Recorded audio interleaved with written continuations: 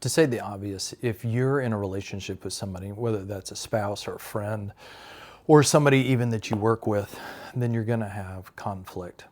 For some of us, the idea of conflict makes us incredibly uncomfortable. For others of us, it's not that big a deal. But for all of us, we've had experiences where we've entered into hard conversations or gotten into conflict, and it's really gone badly. The thing is, a conflict does not have to end in a bad place, and it certainly doesn't have to end in some kind of fight or a break in relationship. And so I want to talk about 3 tools that you can use when you're in conversations where you feel like it's headed into conflict or things are getting really heated. Tools that you can use to help bring the temperature down and be more likely to come to a good resolution in the conversation. And the first of those is to simply slow down. When we're in conflict, often things begin to not only heat up, but also speed up. Our breathing increases, the intensity of what we're saying, the speed at which we're saying it. It becomes less likely we're actually listening to the other person. So anything you can do to take a deep breath, literally and metaphorically in the conversation, to help things slow down instead of rocketing towards a bad conclusion, are going to help that conversation move forward. So the first thing is to go slow. The second thing is to go low. And what I mean by that is you're consciously trying to take the intensity level of the conversation down a notch. And the way you do that is you bringing your own responses, whether those are verbal responses, whether those are your facial expressions, you want to bring those from up here down here. When someone is coming into a conversation at this level of intensity, you want to try to take a step down lower. This was brought home to me a year or 2 ago by my wife, who noticed that in conversation with one of my children in particular, things would often get pretty intense.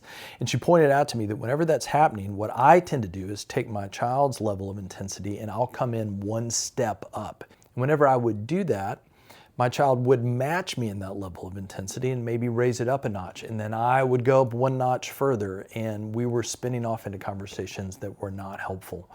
And just by pointing that out, she helped me turn a corner so that when I interacted with this child next, what I learned to do was to take their response of intensity and to make a different choice. Instead of doing my reflex of going up, learning how to come down a level. And when I would lower my voice or lower my intensity or soften my expression, what I found is that oftentimes my child would match me in that, and we would begin to have a better conversation because it was suddenly not any longer a race towards the edge of the cliff. So go slow, go low, come down a level. And then the third thing is to get curious. When we're in conflict, we're often so concerned about making our points and making sure we don't get steamrolled by somebody else that we don't stop to really understand what the other person is saying. And so instead of your next response being a statement or a clarification of your own thoughts, instead come in with a question.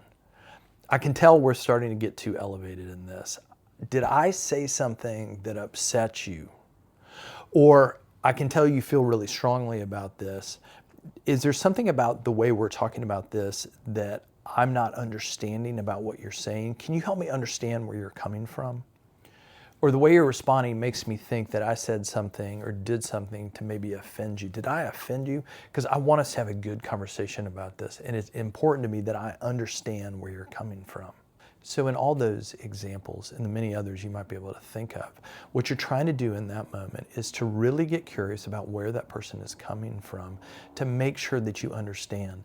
And when you're willing to ask questions instead of just make statements, you're indicating to that person that the relationship matters, that you really want to understand where they're coming from, that the ultimate goal for both of you is not to win an argument, but instead to really get somewhere in your understanding.